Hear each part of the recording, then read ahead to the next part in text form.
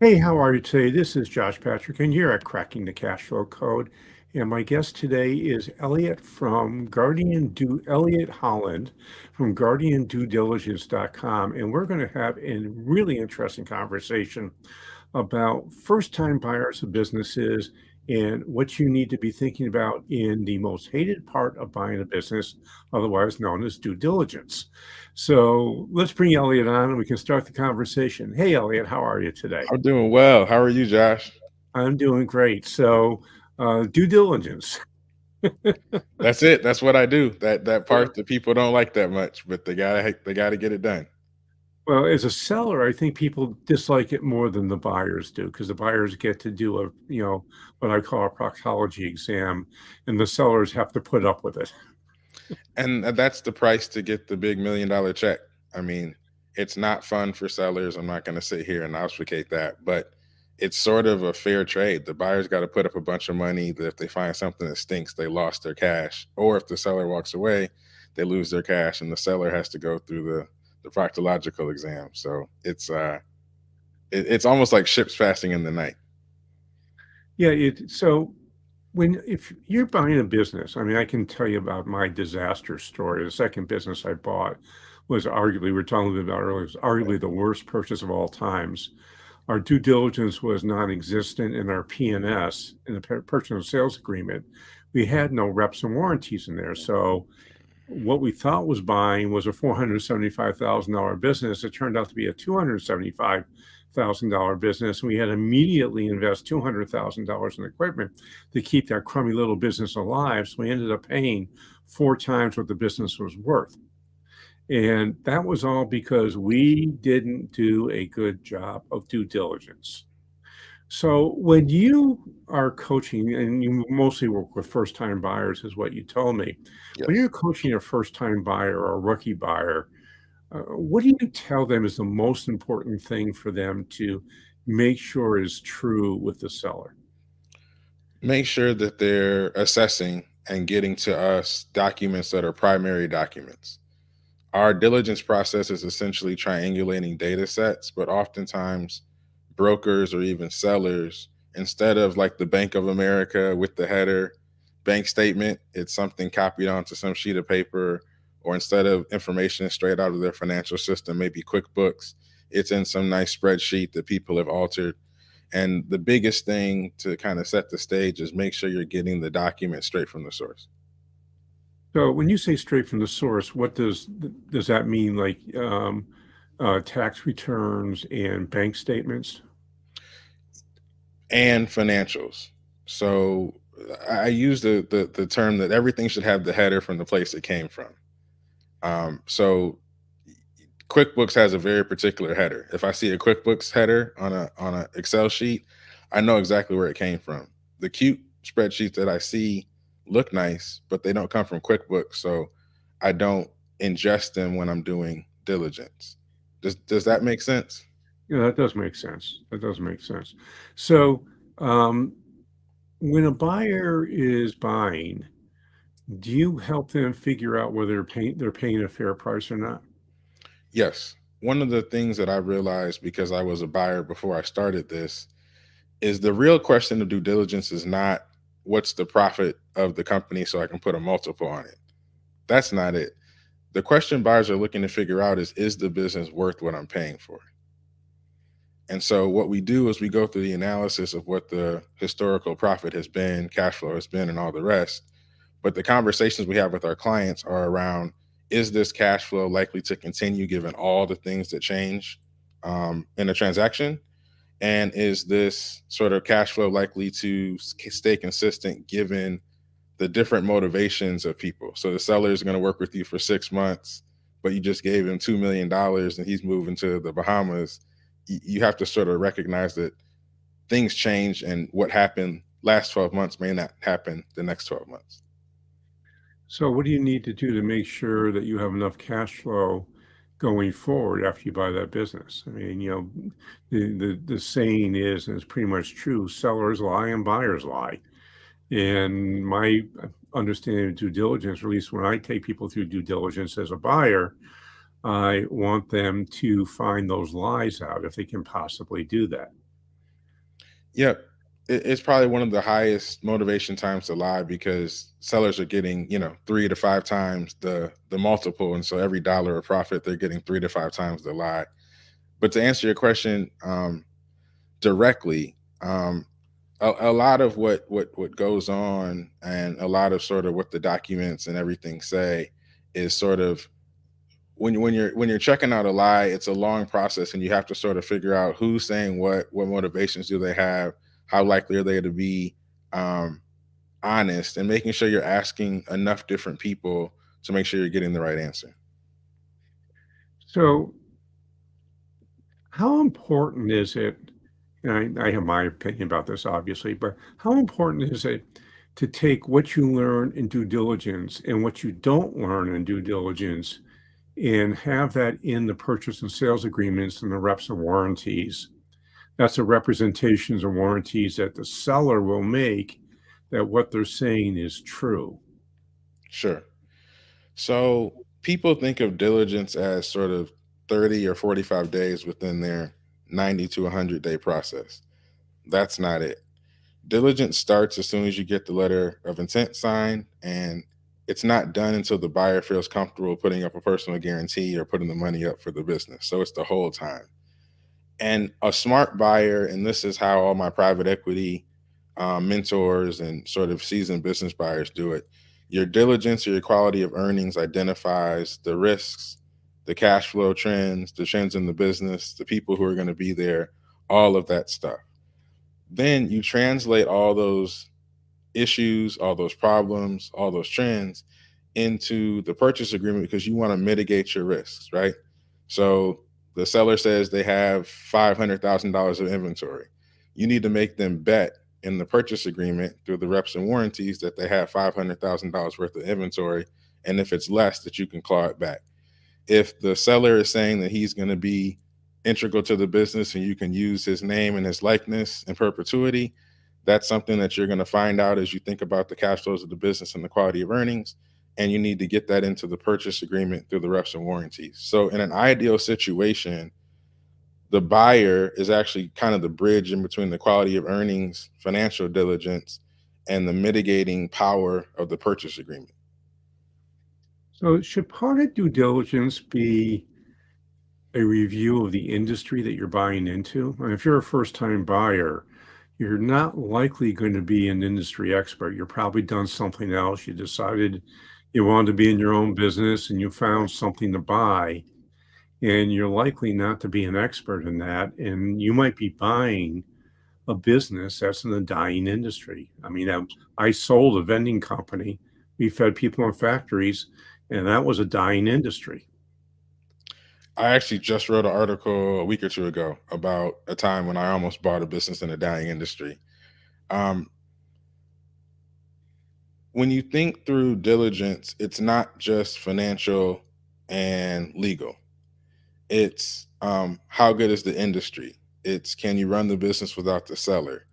It's you're going to go through a hard, arduous process. And so, does the seller trust you and like you? Because you're going to have to tell the seller some painful things in that process. And if you haven't built goodwill, you're in trouble. Coming back to the industry, the future cash flows that you're considering from the business are fundamentally a function of what you think the 5 year to 10-year projection of the industry are. So you should not be buying a company unless you understand the industry and have thought about what the future of it is. And in fact, one of our products is the Quality of Earnings Plus that actually helps people with the industry sort of analysis so that they don't get caught buying a dying industry. And I think a lot of the tools that we bring relative to like CPA firms help with some of these questions that you're asking, Josh. So, what might some of those tools be? So there's the free ones, and then there's the ones you got to work for or pay for. So um, Well, what the I ones you love, got to work for or pay for are the ones that are probably the most valuable. So let's talk about those and not the free ones. well, I may slightly disagree. So there's Okay. like Ebis World that does some decent reports on industries, but it's not great. It's going to point you in the right direction. And plumbing in the United States is not plumbing an hour west of Flagstaff, Arizona. And so No. there's more stuff you got to do. Um, there's industry reports from small investment banks. Um, that stuff is good as well. But what I would say I've learned through my buying experience and advisory experience is with LinkedIn and Twitter, go find experts in the industry and ask them what sucks about the industry. And if you're able to get on LinkedIn and write a short message, I'm betting $1 million on a company in your industry, and I'd love 15 minutes of your time to talk about this business. And you do that 20 or 30 times, you're going to get a couple of folks that are going to answer that call, and they're going to have the kind of information I think you need about the industry. And so I think for me, the way industry analysis should go is sort of a combination of kind of street sense, like get out there and talk to people, and then sort of industry analysis, aggregated numbers from like reliable sources. So when you put those two together, I think that's the best way to go about it. And so some of that stuff is free. Some of it you got to sort of pay for or get assistance with. So one thing I would recommend you do, since I used to be very active in our National Trade Association, is every industry has a trade association. It has a local trade association, a state, and definitely a national. I would call the National Association up, get somebody there who knows their members and say, who are your 4 or 5 best members you have in your association, and call them and ask them to talk to you about the industry. I will promise you they will be glad to do so. And you're going to learn from the leaders of the industry, not somebody who's not very successful, or, usually these folks are not only the leaders, but they're also the most successful people in the industry. And they can give you great information about what they see the next 5 years will be. Totally agree with that. I was talking last week. You got to shut your laptop, put your phone down, go talk to some people, and get scrappy. The other thing I would say is you have to connect the trends in the business to the local market when you're thinking about industry too.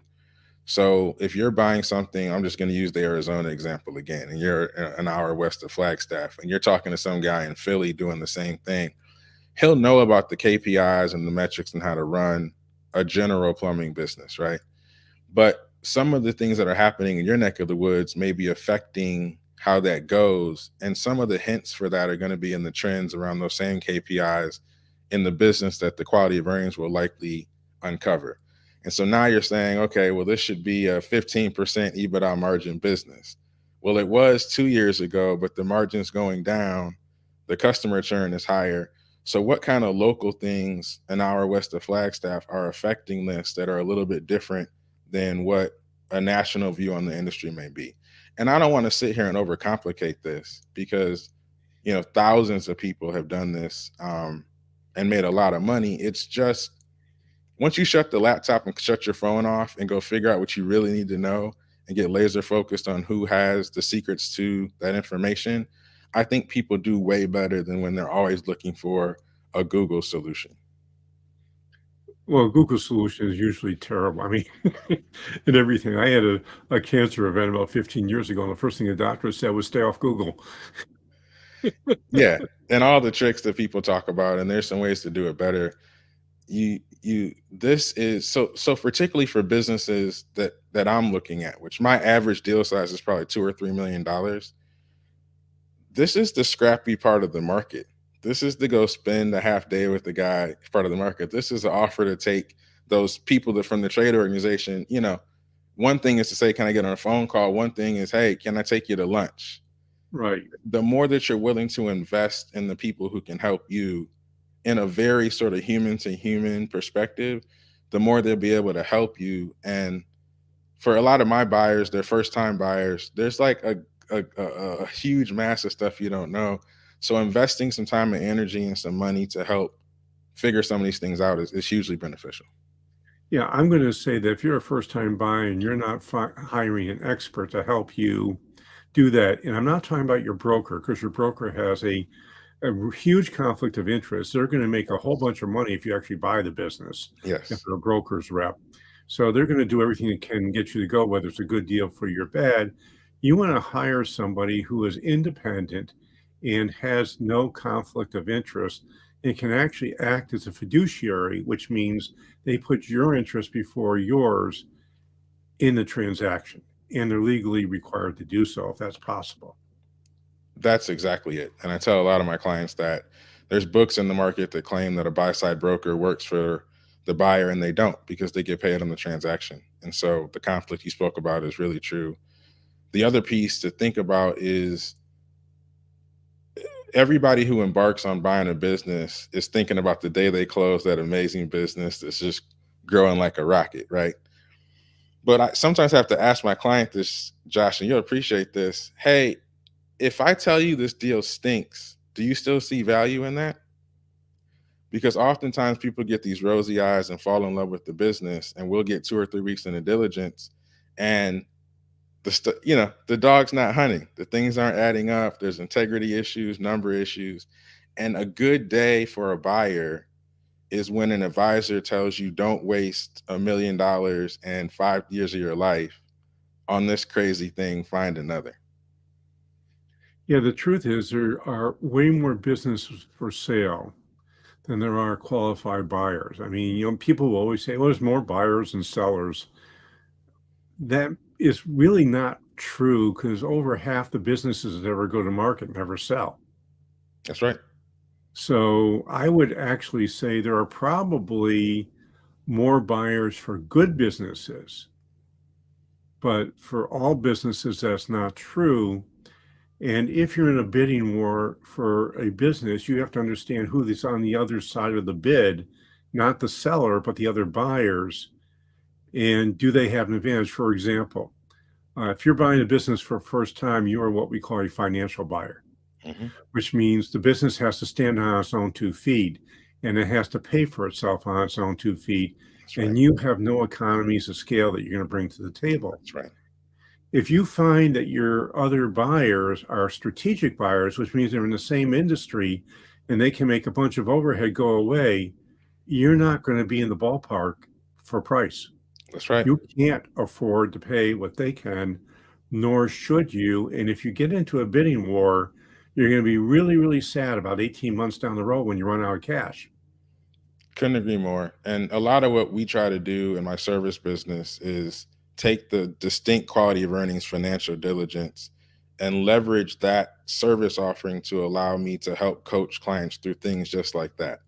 Because here's the other funny thing: every broker I've ever spoken to, as soon as I inquire about that deal, they're like, "Oh my gosh, Elliot, you called me about that plumbing business? Somebody put an offer on it yesterday, man. It's so crazy how you call the next day." I'm like, so 300 brokers got LOIs the day that I hit them up? No, they're telling a fib. And so helping clients through the notorious fibs in this market um, is part of what we do. And we add that on top of the quality of earnings to kind of have a complete solution for first time buyers so they can sort of get through the rigmarole. So when you help someone buy a business, I assume you say, look, a certain amount of this money needs to be either seller's financing, or you need to put money into an escrow account for a period of time. What percent do you generally recommend gets put into escrow or becomes seller's financing? And this is one of the tougher numbers. So the SBA really wants you to have 10% of the purchase price in a seller note. Yeah. And then the escrow, I think, is as big as you can get it. But really, most of them are going to be 5%, unless there's some huge issue that you're trying to mitigate through the escrow. So that's kind of what a lot of my clients are doing. What I recommend, and this is advocating for the buyer. I'm not saying necessarily it's fair, but the bigger the seller note, the more connected the seller is to the business. Um, and so that negotiation matters for the buyer.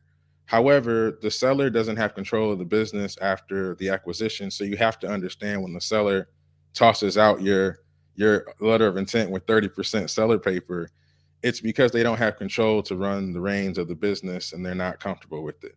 I think in Or they're these days it's a seller's market. If you can get 10% seller note and a 5% escrow, I think that's reasonable. If you can get more than that, good for you. Yeah, in the wealth management world, it's a really screwed up marketplace. I have a wealth management business, and the average deal for the smaller deals your size is 65% seller note, 35% cash at closing, which I think is just plainly insanity for the seller. It is. I mean, um, I'll say this. I've worked on deals as an independent buyer before Guardian, where the client, the seller had 80% of their revenue from one client that the seller went to high school with.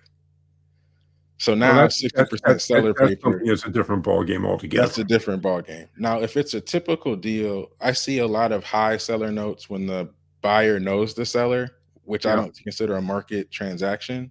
yeah, When you start getting into 65% seller notes, I'll tell you the other thing.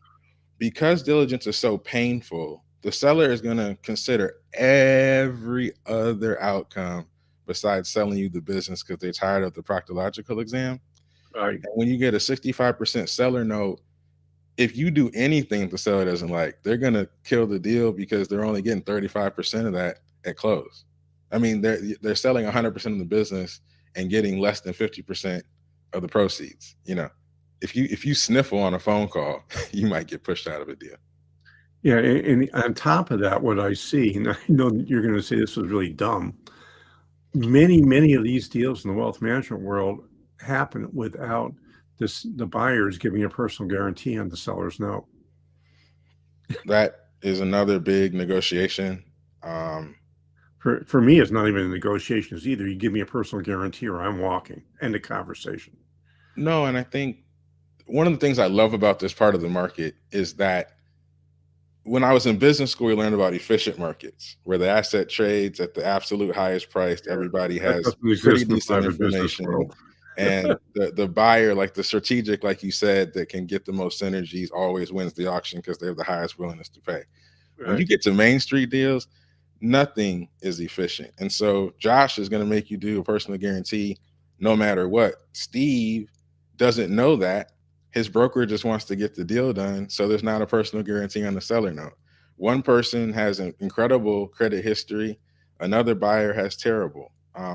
All these things are negotiated. And so what's beautiful about this marketplace to me is you really have to dig in and get smart. And that's why I think the people who do this well are students of the game, but also are willing to kind of get their hands dirty, right? And go do some real work. Yeah, that makes sense. Hey, Elliot, unfortunately, we are out of time. Sure. And I am sure folks are going to want to find you who are listening to this. And if you happen to be watching us on YouTube or LinkedIn or Facebook, you can see where you find Elliot. But Elliot, how will folks find you? And are you willing to have conversations with people who are thinking about buying a business? Absolutely. So go to guardianduediligence.com. On the website, my email is there. My personal phone number is there. You can schedule time with me on my Calendly there. So that's the easiest way to find me. I'm also on LinkedIn and on Twitter. And for the folks listening, Elliott, two L's and two T's. So ELLIOTT. And I'm responsive everywhere. Would love to talk to people looking to get deals done. I also have a lot of free information on my website that people could benefit from. Cool. And I've got two things I'd like you to do. The first, you've heard me say about 354 times now, which is wherever you're listening to this podcast, please give us an honest rating and review and then subscribe. That is if you like us. If you don't like us, don't subscribe. But if you like us, give us a great review. And if you don't like us, give us a terrible review. But subscribe and you'll get to hear more great podcasts like we're having with Elliot. And the second thing is if you go to our website, which is www.sustainablebusiness.co, that's .co, not .com, you'll see a little drop down that comes down, which gives you a core value analysis, which allows you to look at 18 drivers of your business, 9 internal, 9 external. We'll see how well you're doing. It's kind of like a mock due diligence exam, or if you do the full thing, it is. And it's a good way to figure out what your business is actually worth, where you have opportunities to increase the value, and where you're doing really well. So this is Josh Patrick. We're with Elliott Holland. You're at Cracking the Cash Flow Code. Thanks a lot for stopping by. I hope to see you back here really soon.